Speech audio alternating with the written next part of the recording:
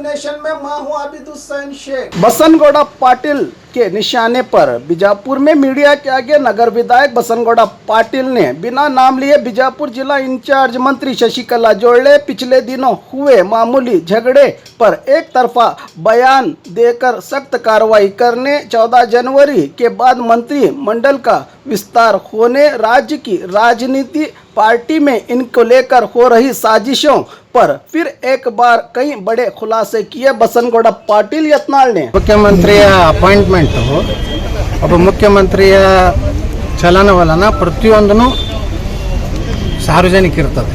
ಅವರು ಮುಂಬೈಗೆ ಯಾವಾಗ ಹೋಗ್ತಾರೆ, ಅಮೇರಿಕಕ್ಕೆ ಯಾವಾಗ ಹೋಗ್ತಾರೆ, ಒಂದು ಸಾರ್ವಜನಿಕ ಇರ್ತದೆ. ಅದನ್ನು ಮುಚ್ಚಿಡ್ಲಿಕ್ಕೆ ಆಗೋದಿಲ್ಲ ಸರ್. ತಮ್ಮ ರಾಜ್ಯದ ಮುಖ್ಯಮಂತ್ರಿ ಅವರು ತಮ್ಮ ವೈಯಕ್ತಿಕ ಅಭಿಪ್ರಾಯ ನೋಡಿದ್ರೆ ಸರ್, ಸಿಎಂ ಬದಲಾವಣೆ ಬೇಡ ಅಂತೀವಿ ಸರ್. ನೇರ ನಿರ್ವಹಣೆ ನಾ ಏನೂ ಹೇಳೋದಿಲ್ಲ, ಬದಲಾವಣೆ ಬೇಡತ್ತು ಹೇಳೋದಿಲ್ಲ.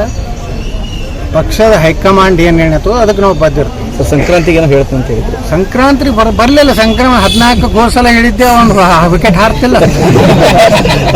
ಈ 14ಕ್ಕೆ ತಡ್ರಿ ಮಾತು ಭಾಳ ಹೋಮ್ ಮಿನಿಸ್ಟರ್ ಬೇಕಂತ ನೋಡ್ರಿ. ಸುಮ್ಮ ಅದು ಭಾಷಣದಲ್ಲಿ ಸಹಜವಾಗಿ ನಾವು ಮಾತಾಡಿರ್ತೀವಿ. ಯಾಕಂದ್ರೆ ಈಗಿನ ನಮ್ಮ ಗೃಹ ಮಂತ್ರಿಗಳು ಒಳ್ಳೆಯವರಿದ್ದಾರೆ, ಪ್ರಾಮಾಣಿಕರಿದ್ದಾರೆ, ಸ್ವಲ್ಪ ಗಟ್ಸಿದ್ದವ್ರು ಬೇಕಿಲ್ಲಿ. ಅವರು ನಾ ಹೇಳಿದೆ, ಅರಣ್ಯ, ಕಂದಾಯ, ಗ್ರಾಮೀಣ ಅಭಿವೃದ್ಧಿಗೆ ನಮ್ಮ ಸೂಕ್ತ ಅದ. ನಮ್ಮಂತರ ಕೈ ಕೊಟ್ಟರೆ ಬರೋಬ್ಬರಿಗೆ ಏನು ದೇಶ ವಿರೋಧಿ ಚಟುವಟಿಕೆ ಮಾಡೋರು ಉಪಾಧ್ಯಾಯಗಳು ಅದಾರಲ್ಲ, ಈ ಬಿಜಾಪುರನಾಗೂ ದಲಿತರ ಮೇಲೆ, ಮಹಿಳೆ ಮೇಲೆ ದೌರ್ಜನ್ಯ, ಇಂಥವ್ರಿಗೆ ಬರೋಬ್ಬರಿ ಬುದ್ಧಿ ಕಲಿಸ್ಬೇಕು. ಇಲ್ಲಾಂದರೆ ಇಂಥ ಗುಂಡಾಗಳು, ಕ್ರಿಮಿನಲ್ಸು ಇವತ್ತು MLA MP ಆದರೆ ದೇಶದ ಪರಿಸ್ಥಿತಿಯನ್ನು. ಬಿಜಾಪುರನಾಗ ಒಂದೆರಡು ಕ್ರಿಮಿನಲ್ಸ್ ಅದಾರೆ, ಅವ್ರು ಗುಂಡಾ ಆ್ಯಕ್ಟ್ನಾಗ ಇದು ಮಾಡಿದ್ದೀವಿ, ರೌಡಿ ಆ್ಯಕ್ಟ್ನಾಗ. ಆದಷ್ಟು ಬೇಗನೆ ನಾನು ಜಿಲ್ಲಾ ಆಡಳಿತಕ್ಕೆ ಹೇಳ್ತಿದ್ದೇನೆ, ದಲಿತ ಹೆಣ್ಮಗಳ ಮೇಲೆ ಅನ್ಯಾಯ ಇವತ್ತೇನು ನಡೀತಾ ಇದೆ. ಕೆಲವೊಂದು ಕಾಂಗ್ರೆಸ್ಸಿನ ನಾಯಕರು ಅದರೊಳಗೆ ಶಾಮೀಲ್ ಅದಾರೆ.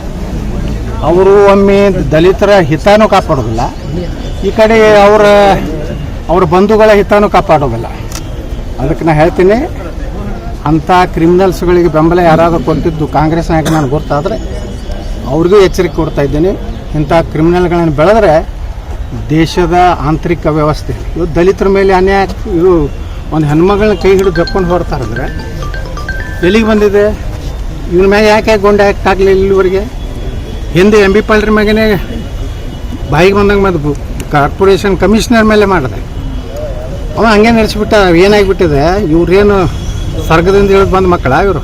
ಈ ದೇಶದ ಕಾನೂನು, ಈ ದೇಶದ ಸಂವಿಧಾನದಂಗೆ ನಡಿಬೇಕು. ನಾನು ಇಷ್ಟೇ ಹೇಳ್ತಾ ಇದ್ದೀನಿ, ಇಂಥವ್ರು ಕಠಿಣ ಕ್ರಮ ತಗೋಬೇಕು.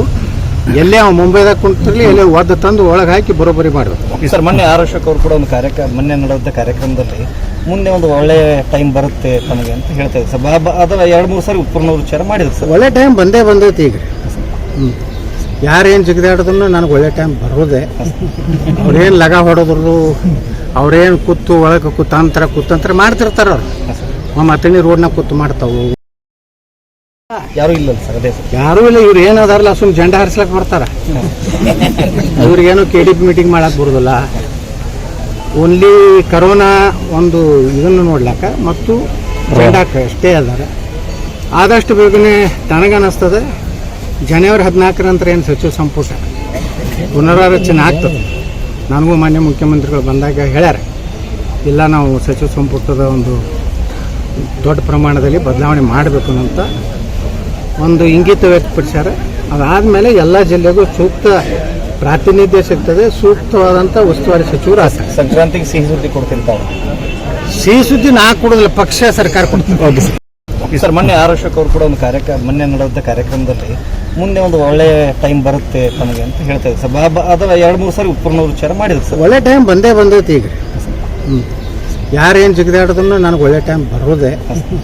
ಅವ್ರೇನು ಲಗ ಹೊಡೋದ್ರು, ಅವ್ರೇನು ಕೂತು ಒಳಗೆ ಕುತಂತ್ರ ಮಾಡ್ತಿರ್ತಾರ.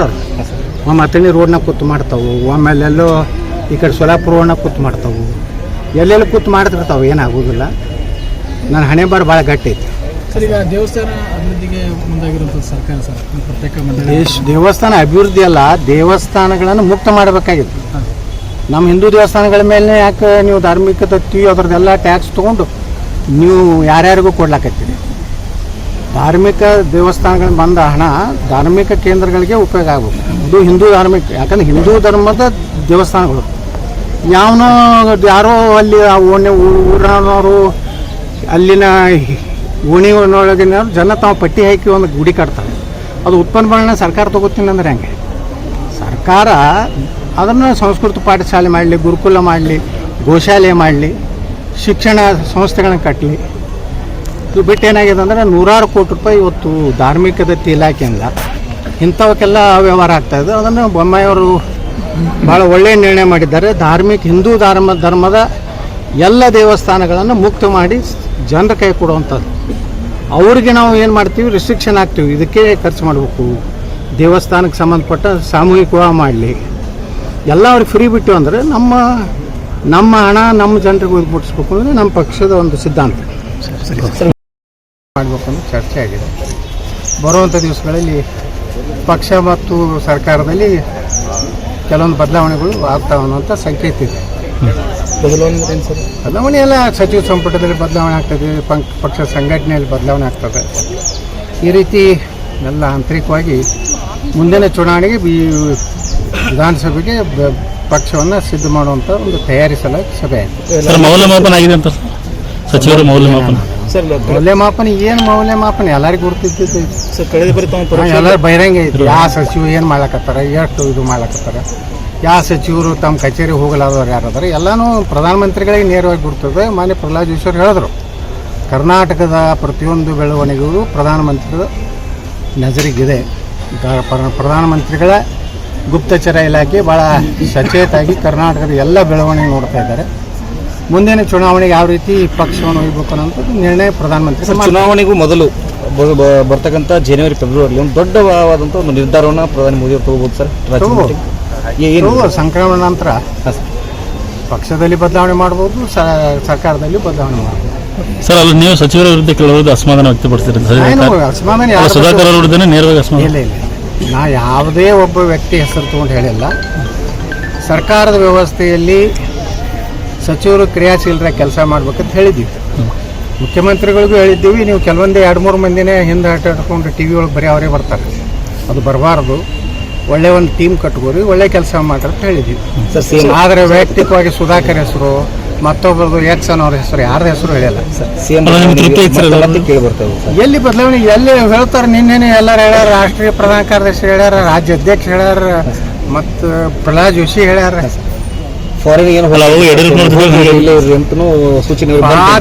ಏನಾರ ವೀಸಾ ಸಿಕ್ಕಿದ್ದು ನಿಮ್ಗೆ ಏನಾರು ಪ್ರೂಫ್ ಇದ್ರೆ ಕೊಡ್ರಿ, ನಮ್ಗೆ ಹೆಂಗೆ ಸುದ್ದಿ ಹೇಳ್ತಾರ.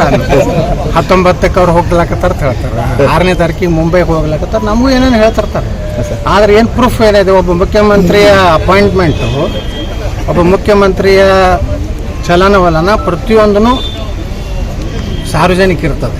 ಅವ್ರು ಮುಂಬೈಗೆ ಯಾವಾಗ ಹೋಗ್ತಾರೆ, ಅಮೇರಿಕಕ್ಕೆ ಯಾವಾಗ ಹೋಗ್ತಾರೆ, ಒಂದು ಸಾರ್ವಜನಿಕ ಇರ್ತದೆ, ಅದನ್ನು ಮುಚ್ಚಿಡ್ಲಿಕ್ಕೆ ಆಗೋದಿಲ್ಲ. ಸರ್, ತಮ್ಮ ರಾಜ್ಯದ ಮುಖ್ಯಮಂತ್ರಿ ತಮ್ಮ ವೈಯಕ್ತಿಕ ಅಭಿಪ್ರಾಯ ನೋಡೋದಾರೆ ಸರ್, ಸಿ ಎಂ ಬದಲಾವಣೆ ಬೇಡ ಅಂತ sir?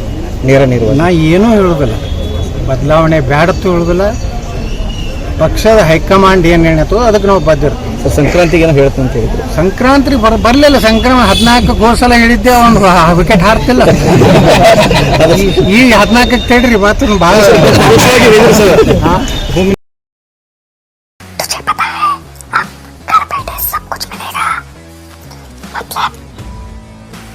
food, grocery, raw chicken, mutton, fish, vegetables, fruit, juice, मिठाई, मेडिसिन, चाय और पान भी, वो भी अपने मनपसंद शॉप से सिर्फ 30 मिनट में अपने घर तक। अरे वाह, मैं तो अभी ऑर्डर करती हूँ। क्या बताया? ऐप का नाम भीगोस। तुम इस ऐप के बारे में किसी को मत बताना। सुना हमने? किसी को मत बताना।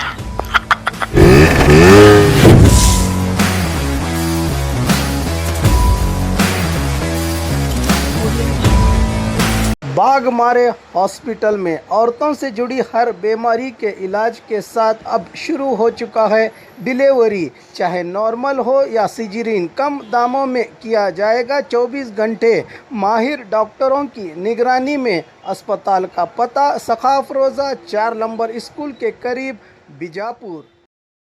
और खबरों के लिए देखते रहिए बी न्यूज़ नेशन।